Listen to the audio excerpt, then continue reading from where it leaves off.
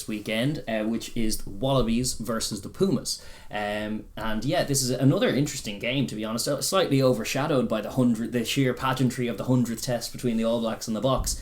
But this is no less interesting a contest from a rugby point of view. It's also going to be taking place at Queensland Country Bank Stadium. It's also going to be on Saturday, 25th of September. Kickoff is 11:05 here. That's 8:05 local time, and it's going to be reffed by Matthew Carley, the other English ref down there as well. So we put that silly New Zealand South Africa game out of the way. That's the curtain raiser for the curtain real raiser show. for this. Yeah, I don't know. They better show up. The Wallaby fans better show up for that. I can't imagine that they won't. But if they don't show up for the All Blacks Springboks, I'll lose faith in them entirely. Yeah, that is a fair call.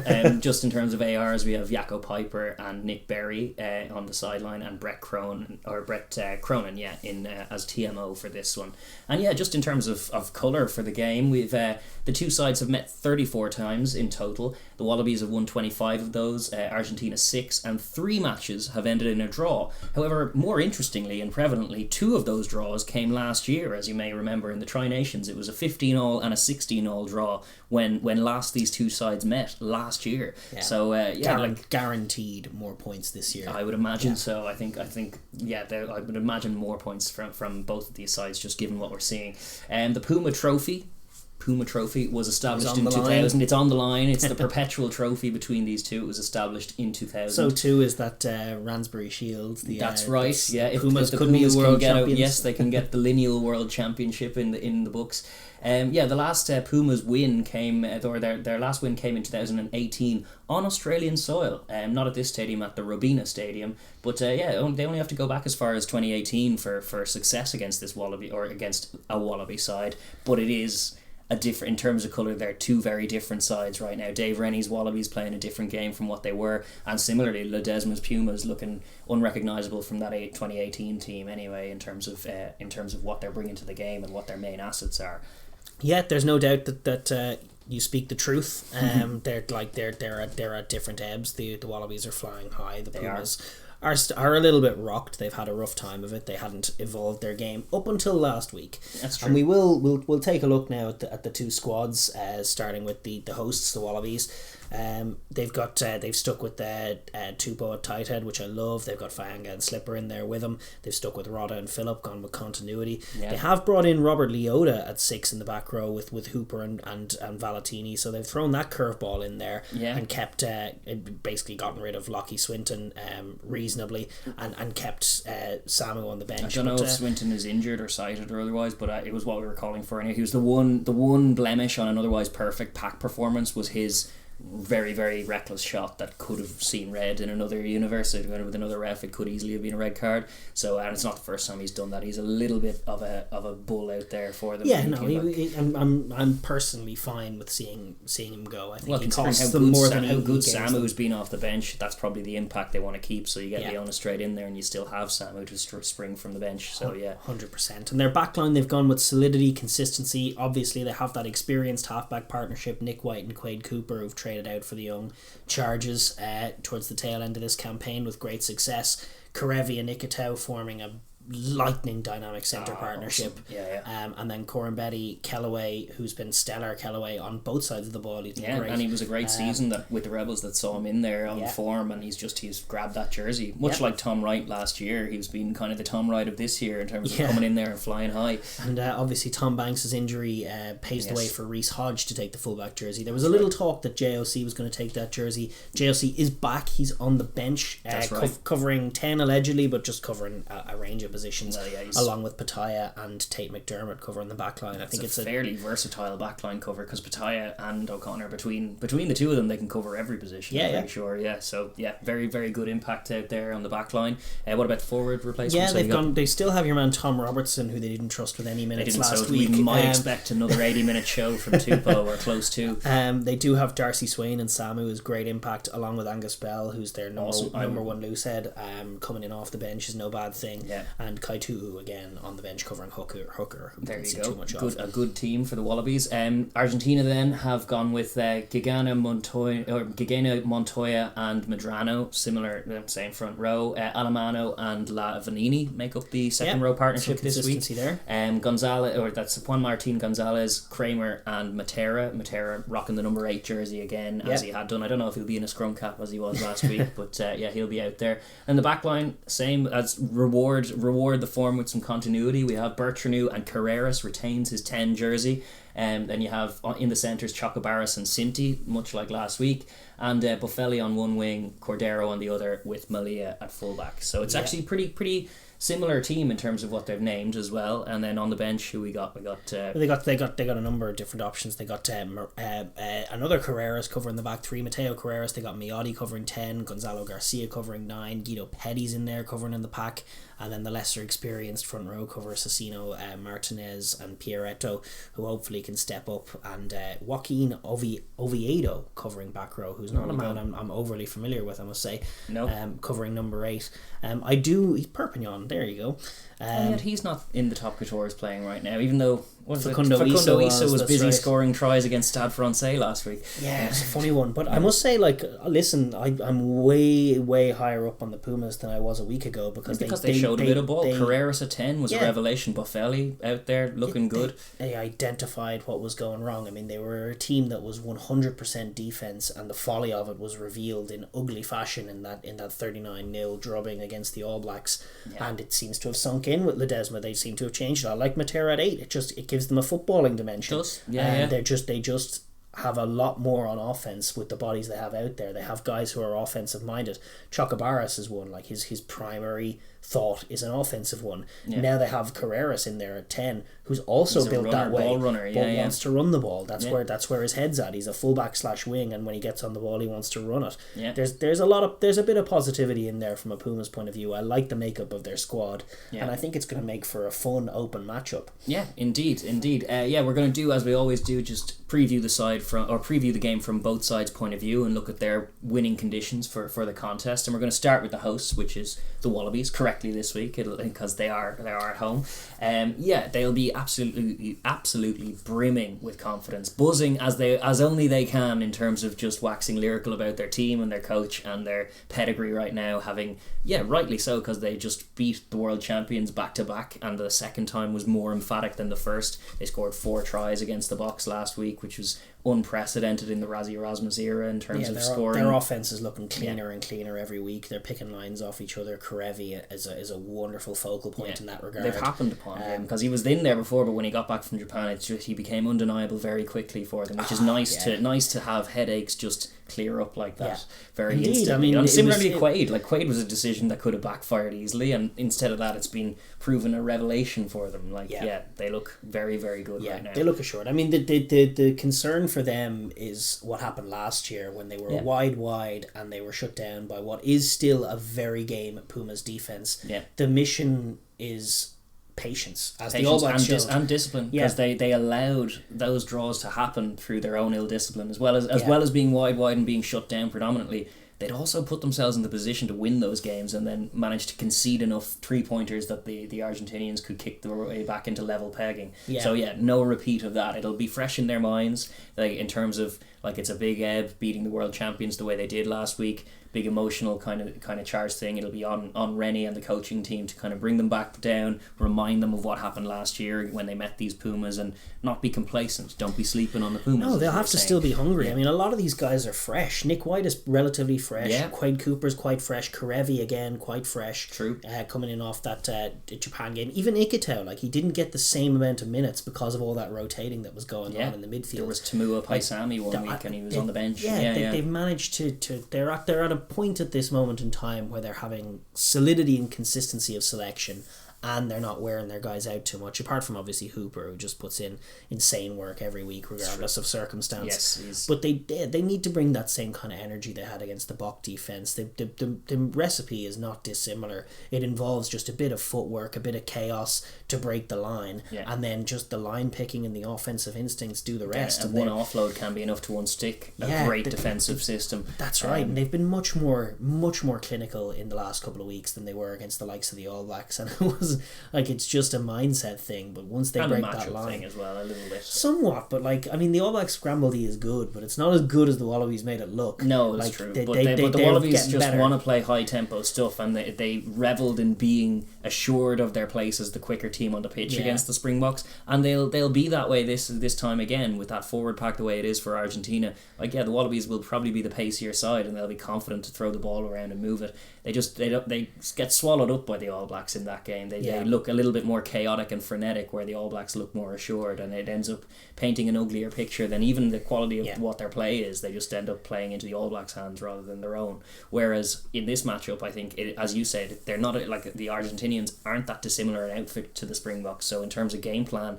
they have two from the last 2 weeks of kind of case studies in how to do it right. Last week particularly, how to do it right. 100%. And I mean, the All Blacks, one of the variations that they went to constantly that did throw the Pumas out of whack was just constantly barraging the short side. The Pumas want to defend in a full to the open side they way. Do, and they hold their width very, very well. Yeah, they do. But they can be caught if you go infield from the touchline and then back to the touchline and then do that again. It does kind of discombobulate them. It's not really what their system is designed to stop. Yeah, so a lot for little Nick White, and then even McDermott coming in off the bench as well, is like getting a chance to fold, a chance to get the running game going a little bit and kind of catch them with their pants down. 100%. And there will be subtleties and strike moves that they'll use to look to break down what is a very solid Pumas defense. They'll have to not be silly, be more patient, don't throw the crazy pass. If they're like, one of the things the All Blacks did so well last week is just they broke the line, they secured possession. They made sure they had it, even if they had to restart. They were confident that ultimately they'd break them down. Or they'd milk a penalty as well, failing that. Exactly. The Wallabies need to show that same kind of discipline. Savvy, exactly, instead of naive, which they sometimes can be, and that's how they get themselves in trouble. But if I was looking at the offense, I would look at like if I was to divvy out two buzzwords to their offense on the carry, it would just be footwork and speed. Like that. Like when you saw Tupou last week, that was kind of how he was doing it, and Karevi the week before. There was just that little bit of energy, that little bit of injection of speed with a bit of footwork. That through what is like they're very been great. He's overshadowed by Hooper's amazing showings, but he's barely put a foot wrong in that number 8 jersey, and he brings exactly that footwork and speed on the line, and then is capable of an offload if he wins that contact clean or gets free. But the focal point is shift on the line, try and get an edge on the shoulder, and just and if they can win those contacts like it was against the Box, that's 9/10 of the way there. If they can do it, if they can look as sharp as they did against the Box, it'll start to look inevitable, because this Puma side are still struggling to find scores consistently, whereas the Wallaby side now flying high after 4 tries against the world champs and a defensive minded world champion side in the Springboks. They'll be very, very confident in their ability to score. If they can get Corabetti moving forward, get him in even an inch of space, and the dividends are huge. Like they have serious assets out there in terms of their open field running, and they're going to be on a dry track here in Queensland. It's gonna suit the way they want to play. 100%. But they need to be conscious, as it is with the All Blacks against the Springboks. They need to be conscious of the fact that this is a very good defense, and that you can play into their hands by overdoing it if they are stopping you. If they're stopping you at source, if Phillip is not going forwards, if Tupou is stopped at the gain line, that's where Cooper and Nick White needs to, from the likes of Phillip look a bit suspect, and that's where Nick White and Quade Cooper need to be, not the frenetic 20-year-old partnership, the assured veterans that they are, and find the deep kicks, find the 50-22s, pin them back and win the game that way.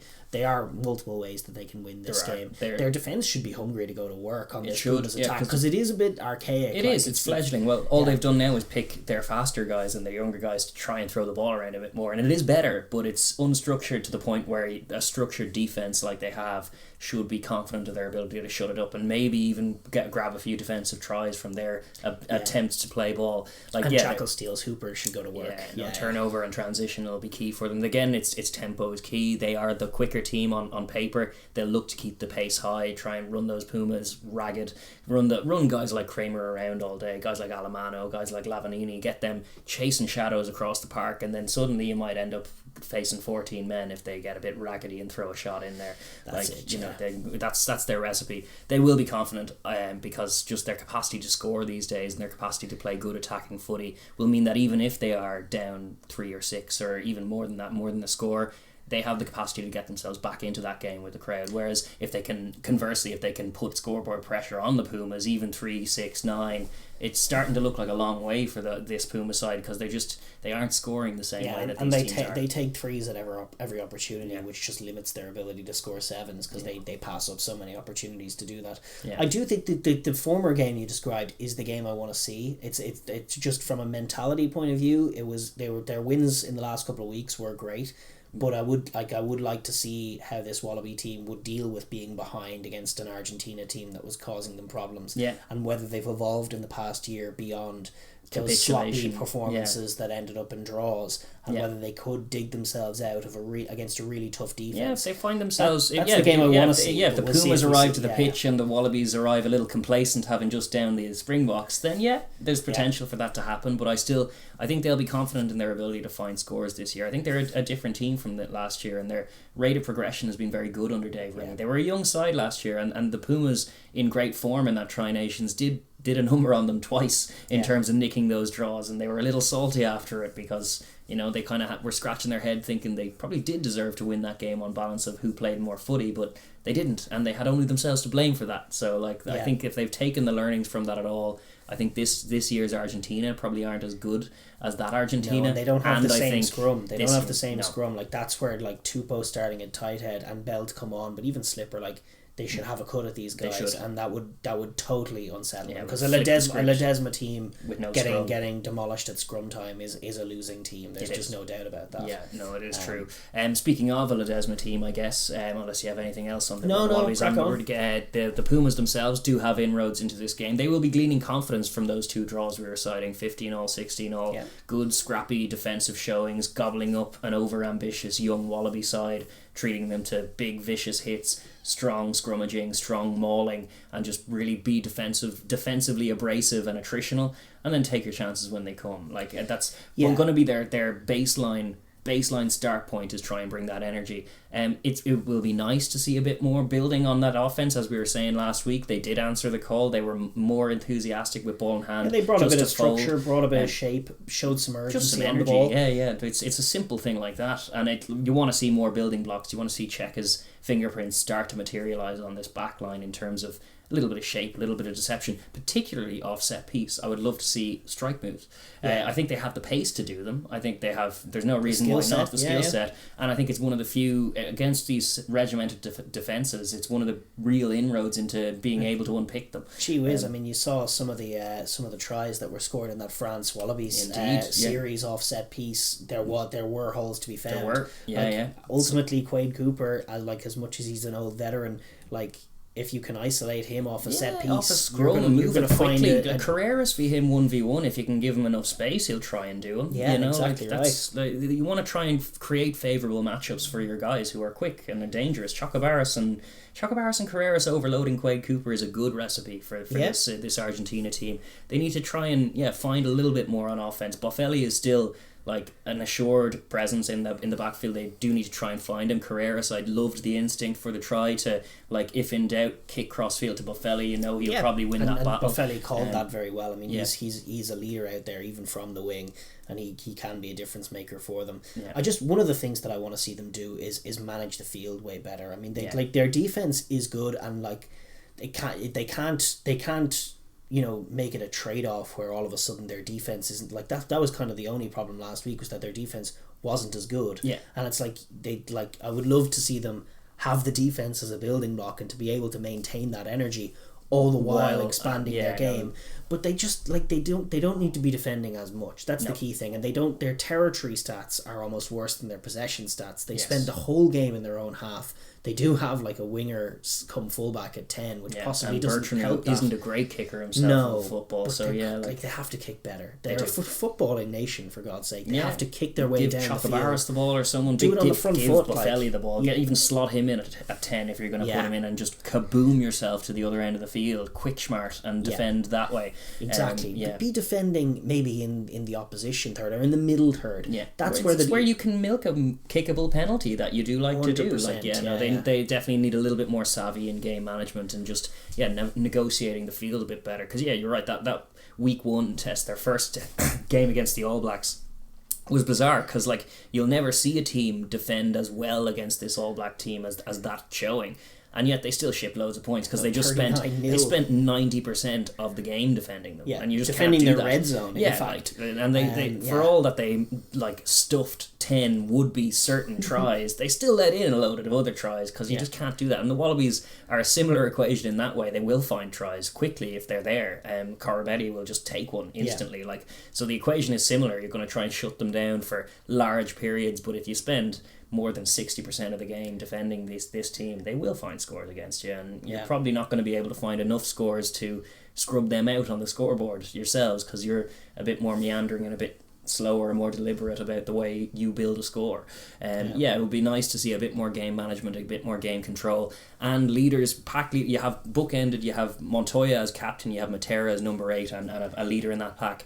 They need to rein in their raging bulls because between Alemano and Lavanini and Kramer there are a few liabilities who are very useful tackle monsters, tackling machines. Yeah, if you can direct big moments and games, if you can direct them the right way and like channel their energy into productive use, they can be ferocious, and they were last year in both of those draws. Guys like Kramer were monstrous in their showings.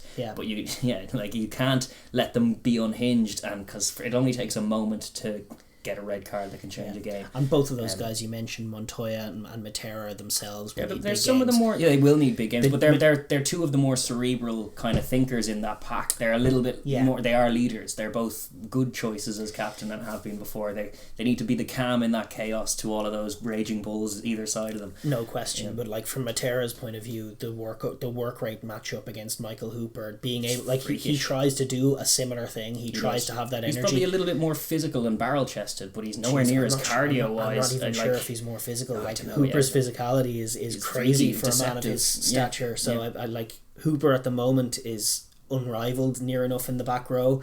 Matera, it's a huge job to kind of match that energy, to be that disruptive guy that we know he can be. And little technical things like they haven't adjusted to the interpretation at the breakdown. Like there's no more rolling. Jeez, they've given away a few crawling penalties themselves as well, and stuff like that is just. Yeah, stop doing that. You like a prerequisite to winning this game is to be a clever side. Try and outfox the Wallabies and frustrate them. They haven't been that since they've looked pretty dumb a lot of the time. They weren't even clever when they beat the All Blacks. No, they were. Sanchez was the one. He was wily in his ability to kick them into the right areas, which is something vital to their chances if they're going to play the way that they are. But realistically, what we're hoping to see is just their defence be as solid as it has been at times, and marry that with a more developed offence and more danger. Boffelli kicks the place kicks because he's unbelievable at it. He is their best striker of a dead ball on the team. So he becomes a big leader in that back line. They want to be assured. They want to try and control the tempo themselves by keeping it down, set piece oriented. If they can get them all going, they can kind of like they just want to manage cardio because their forwards are big lumps who will like if the ball in play time is too high, they will gas out and it will be a problem for them. So they want to try and wrestle control of that off the Wallabies. And watch them be frustrated. Get that murmur going in the crowd that you want to hear as an away team. You want to hear disgruntled Wallabies going offside, something like that is music to their ears. Whereas if they're waltzing Matilda back there, that's probably curtains. It is indeed, no question. And with all of that said, what's your take? How's this going? Curtains, I do back the Wallabies to get this one done. I think the Pumas might surprise them at the beginning. I think the opening quarter could be a little bit of a bit of a throwback to the June test or the July test. something like the Pumas coming out firing and the Wallabies being a little bit off at the beginning. But I do have confidence in this Wallaby side under Rennie that I think they're just a better team than Argentina this year, and I think it's no more complicated than that. I think the better team will win in this instance, and I think it'll probably be 2 scores. Yeah, I find it hard to disagree. I definitely there's a possibility of the Pumas doing something. I think they have enough talent out there. If they can do a pull your pants down kind of performance. If they get a plucky like what you were citing with the Springboks, like our pride in our jersey and all this, like they haven't. Like they did beat the Six Nations champions in Wales in their things, but they won't be under any illusions. Like it was a B team short of their line. Lions and at season's end. So they haven't really delivered anything this year, and it is mid World Cup cycle, so maybe there's something to that. But if they do get plucky and defiant, then that's the way that they unstick the Wallabies. They do always target this fixture. It is their routine fixture that they target at season's open. So from that point of view, they're well warm now. They can't really complain a lack of prep time anymore. Sure, they've plenty of reps in from everybody. So if they are going to deliver a big performance, it will be in one of these next 2 weeks. We haven't seen it yet. Maybe it happens, but no, I think like you, I'm very confident. I see several pictures to the Wallabies winning, whereas I only see one or two ways that the Pumas do manage to drag it out. And if the Pumas win, it's a 1-score game, but if the Wallabies win, it could be 1, 2, 3 scores potentially. Yeah, and yet last year 25-15 could be another Blacks, 17-all draw this time around. How's that? Who knows? Who knows? Yeah, no, I think I'm with you. I think I back the Wallabies in this one. But who you got? Let us know. Yeah, down absolutely. Below, drop them in the comments.